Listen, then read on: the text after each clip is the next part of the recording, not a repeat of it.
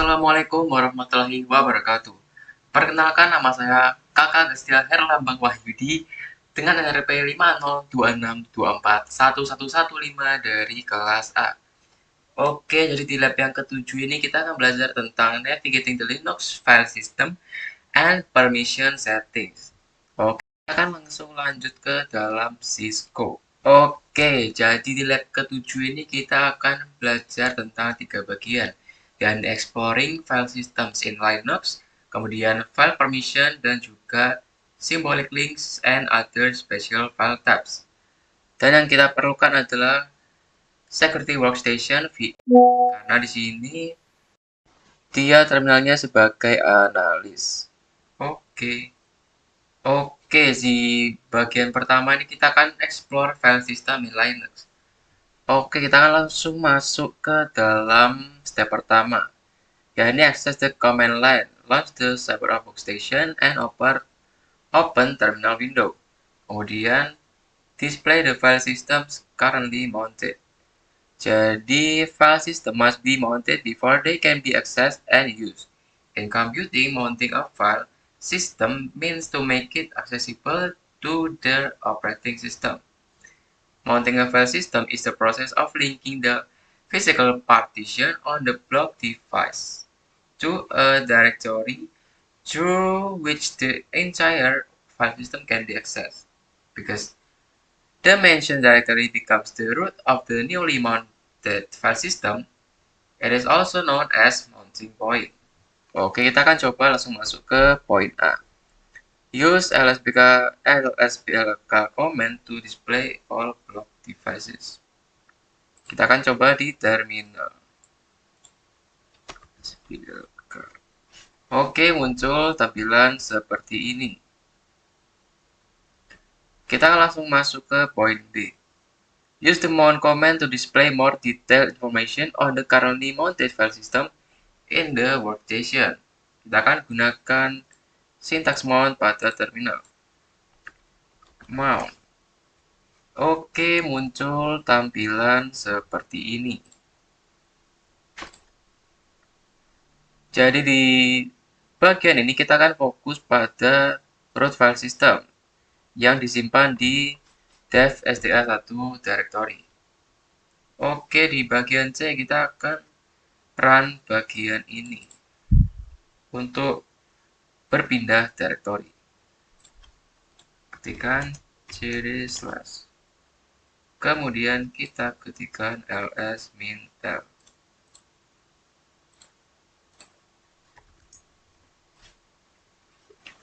Oke, muncul tampilan seperti ini. Oke, kita akan langsung ke pertanyaan. What is the meaning of the output? Where are the listed files physically stored? Jadi yang pertama nanti kita melakukan change directory ke root directory. Kemudian kita menampilkan list directory dari directory ini. Kemudian where are the list file physically stored? Jadi disimpan di directory ini. Kemudian why is /dev/sdb1 not shown in the output above? Karena directory ini tidak di mount atau not mounted. Oke, kita akan masuk ke tahap ketiga. Oke, jadi di step ketiga ini kita akan melakukan mounting dan juga unmounting file system. The mount command can also be used to mount and unmount file system. Oke, kita akan langsung masuk ke poin A. Use the ls-l command to verify that the directory second drive is in the analyst home directory. Kita akan ketikkan ini, kemudian ini. cd. Kemudian kita ketikkan ls-l. Oke, muncul second drive di directory ini. Kita akan langsung masuk ke langkah berikutnya. Gunakan ls-l lagi untuk menampilkan isi dari second drive directory.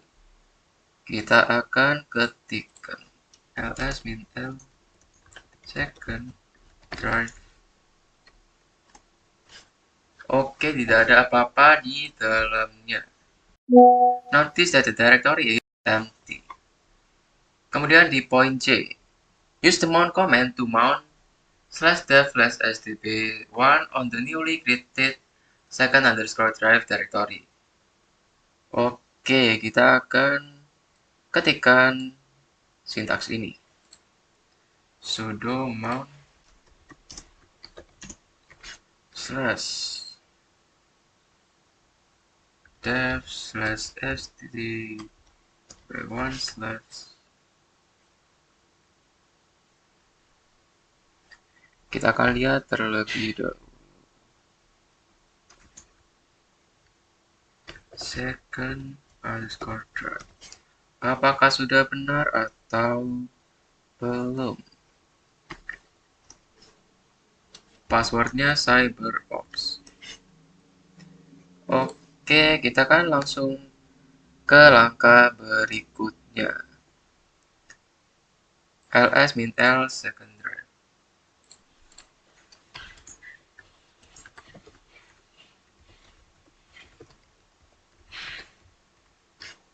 Oke, muncul tampilan seperti ini. Kita akan langsung masuk ke tahap berikutnya.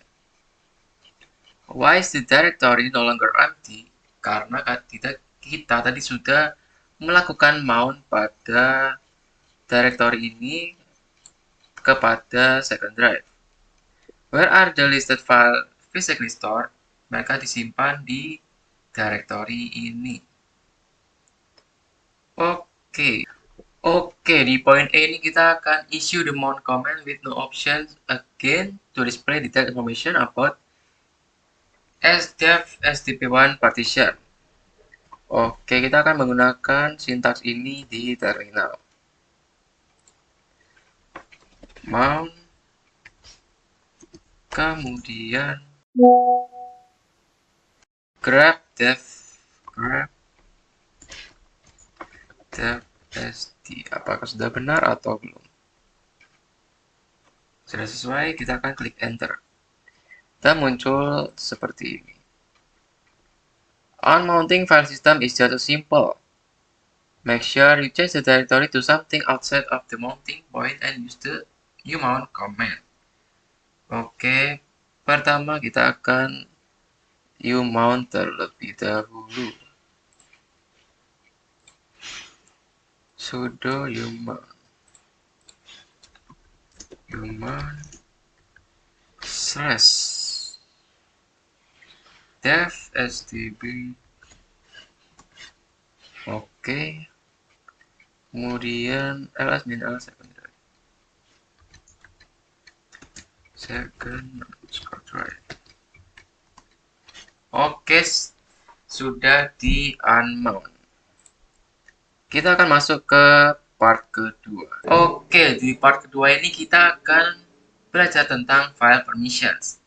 Linux file systems have built-in features to control the ability of the users to view, change, navigate, and execute the contents of the file system. Essentially, each file in file system carries its own set of permissions, always carrying a set of definitions about what users and groups can do with the file. Oke, kita akan coba langsung masuk ke step pertama. Visualize and change the file permission. Pertama, di poin A, kita akan mengetikkan sintaks ini. cd/lab support file lab.support file/ kemudian scripts. Oke, tidak ada directory tersebut. Sepertinya ada kesalahan.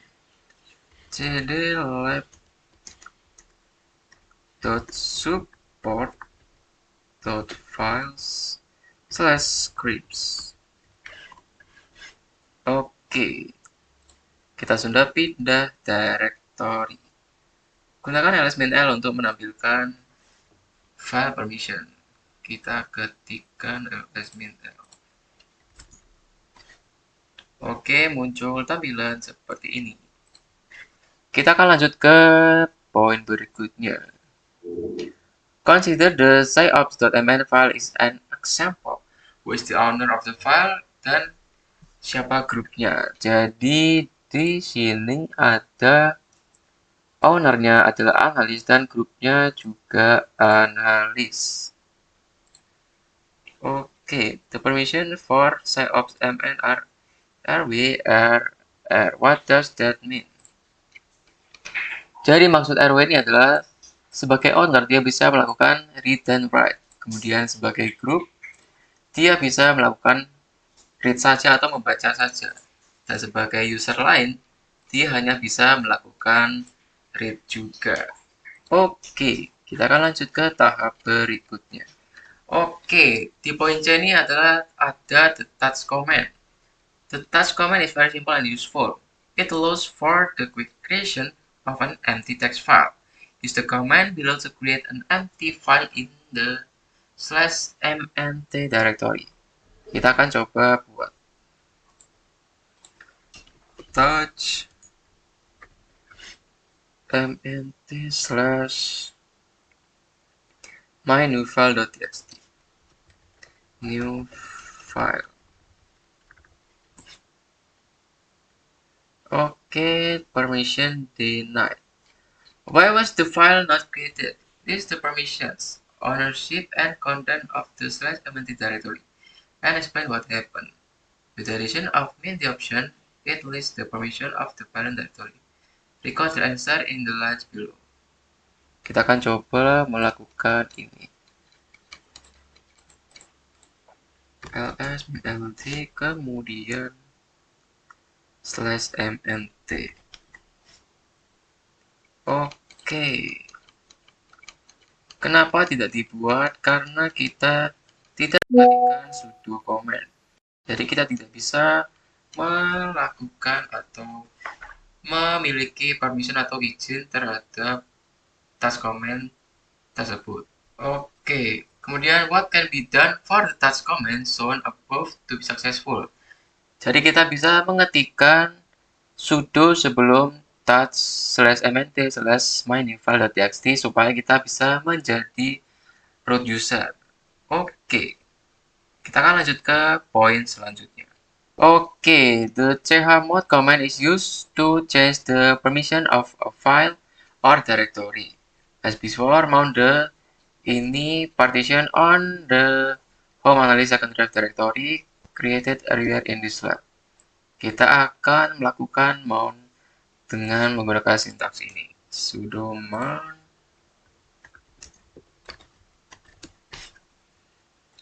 kemudian dev /sdb1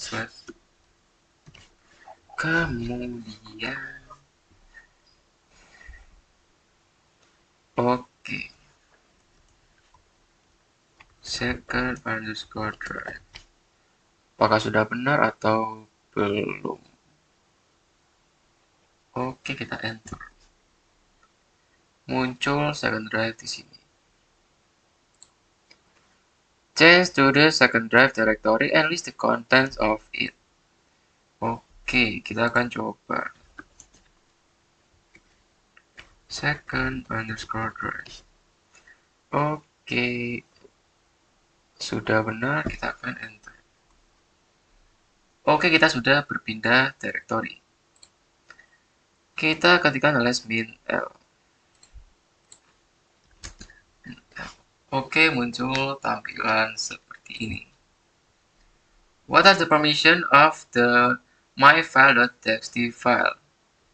Jadi permissionnya adalah RW untuk owner, kemudian RW untuk group, dan juga R dan E untuk semua user. Oke. Oke, di poin F ini kita akan menggunakan chmod command untuk mengubah permission dari myfile.txt.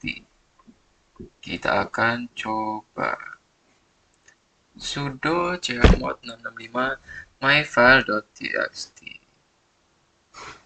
myfile.txt. Oke, sudo chmod 665 myfile.txt. myfile.txt. Oke, kita akan enter.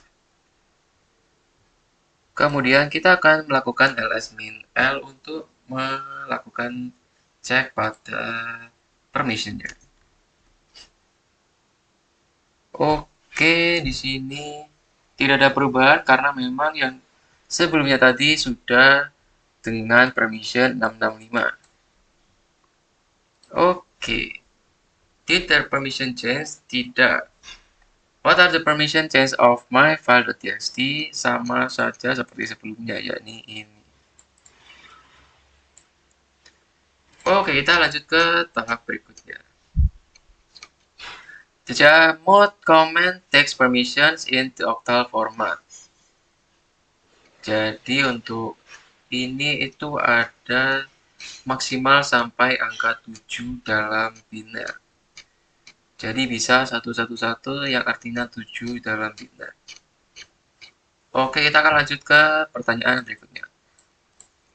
What comment would change the permissions of my file.txt to rwx, granting any user in the system full access to the file? Kita bisa menggunakan sudo chmod 777 myfile.txt. Kurang lebih seperti itu. Kita lanjut ke poin G. The chown command is used to change ownership of a file or directory.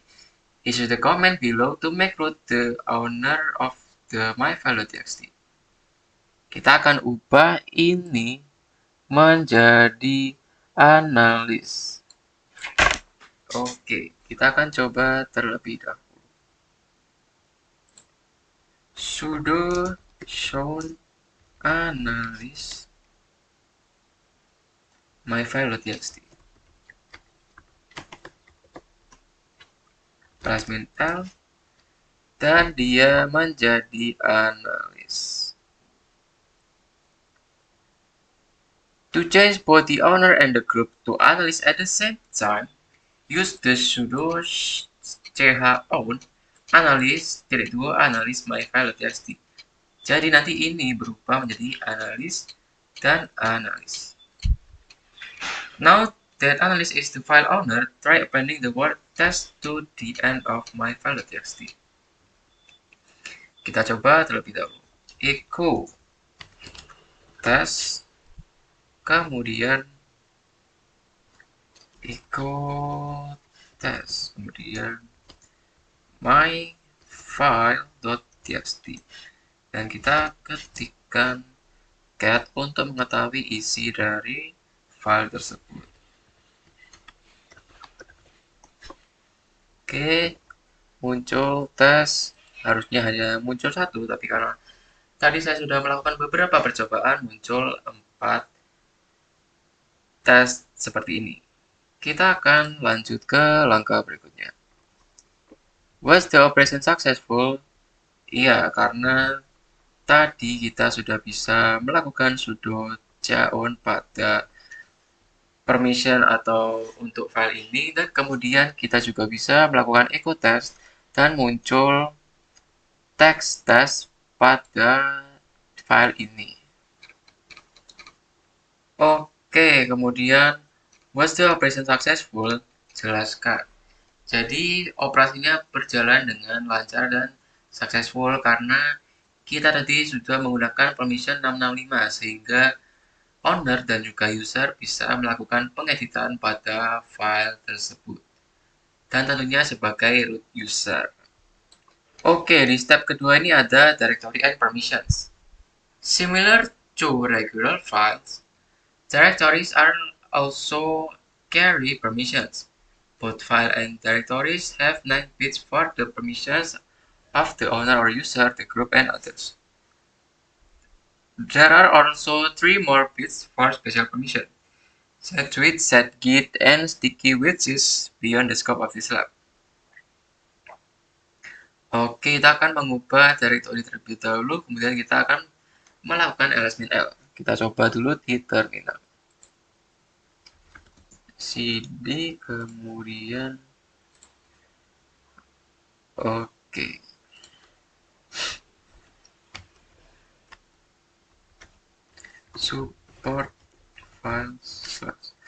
Apakah sudah benar atau belum? Sudah benar? Oke, kita kemudian melakukan LSMINL. Oke, muncul tampilan seperti ini. Kita lanjut ke poin berikutnya. Compare the permission of the malware directory with the mininet service file. What is the difference between beginning part of the malware line and the mininet service line? Jadi bedanya apa? Jadi di sini ada bedanya. Yang malware itu awalnya ada huruf T, sedangkan yang mininet itu tidak ada. Oke, sama seperti di sini juga. Kita lanjut ke poin berikutnya. Oke, jadi what do you think would happen to file to hard if you open a text editor and change the text in file to new.txt? Tentu jika kita merubah namanya, maka akan terjadi perubahan dan akan merusak atau mengganggu file atau isi file dari yang lain. Karena keduanya baik file 1.txt maupun file 2.txt itu terhubung ke input yang sama dalam sebuah hard disk. Jadi akan terjadi sebuah kerusakan atau gangguan. Oke, kita sudah sampai di reflection. Jadi file permissions and ownerships are two of the most important aspects of Linux. They are also a common cause of problems. A file that has the wrong permissions or ownership set will not be available to the program that need to access it. In this scenario, the program will usually break and errors will be encountered. Oke, kurang lebih seperti itu. Sekian dari saya, terima kasih.